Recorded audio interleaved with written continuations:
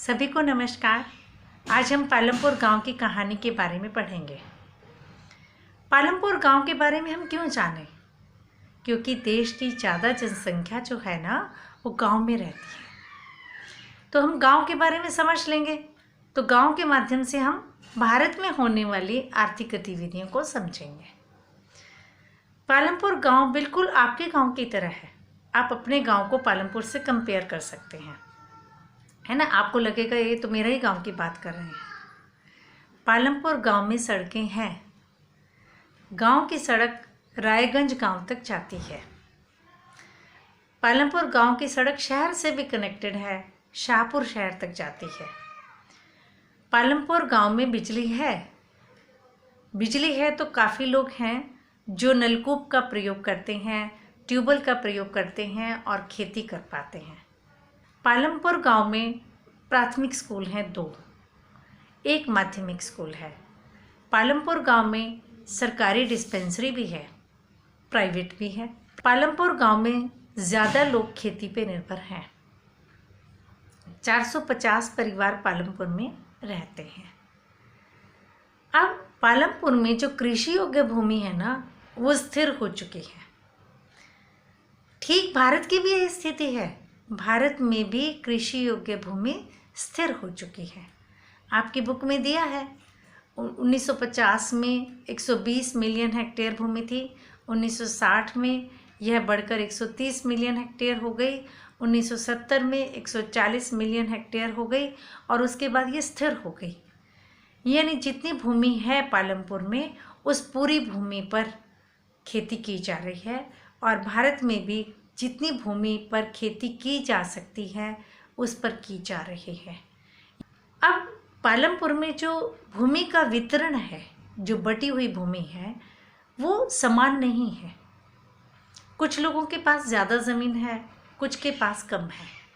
450 परिवार है ना, उसमें से 150 परिवारों के पास कोई ज़मीन नहीं है। 240 परिवारों के पास 2 हेक्टेयर से कम ज़मीन है। 60 परिवारों के पास 2 हेक्टेयर से ज़्यादा ज़मीन है। कम लोगों के पास ज़्यादा ज़मीन है और ज़्यादा लोगों के पास कम ज़मीन है और कुछ के पास तो ज़मीन है ही नहीं। ठीक यही स्थिति भारत की है। भारत में 80% जो कृषक हैं, किसान हैं, उनके पास कुल ज़मीन का केवल कृषि योग्य ज़मीन का केवल 36% है और 20% किसानों के पास कुल ज़मीन का 64% है। इसका मतलब भारत में भूमि का वितरण असमान है। ठीक है, तो 2 चीज़ें हमने क्या समझी? भूमि स्थिर है और दूसरा हमने समझा भूमि का वितरण असमान है। क्लियर? अब हम आपको तित्रम गांव ले चलते हैं। ये हरियाणा के कैथल ज़िले में स्थित है। बिल्कुल पालमपुर की तरह ही लगता है ये गांव। ठीक है, आपको ले चलते हैं हरियाणा के कैथल ज़िले में स्थित तित्रम गांव में।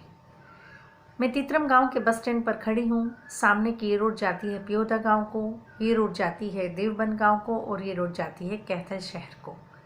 ये रोड जाती है हमारे प्यारे से गाँव तित्रम को। गाँव तित्रम में जवाहर नवोदय विद्यालय है, राजकीय वरिष्ठ माध्यमिक विद्यालय है और प्राथमिक कन्या विद्यालय है। हमारे इस गांव में एक सहकारी बैंक और सहकारी समिति भी है।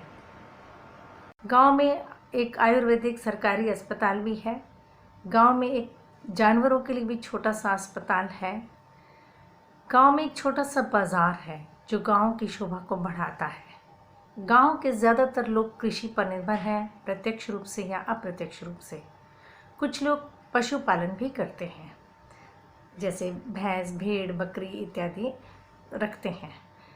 गांव में बिजली की सुविधा भी है। ये है हमारा प्यारा सा छोटा सा गांव तित्रम।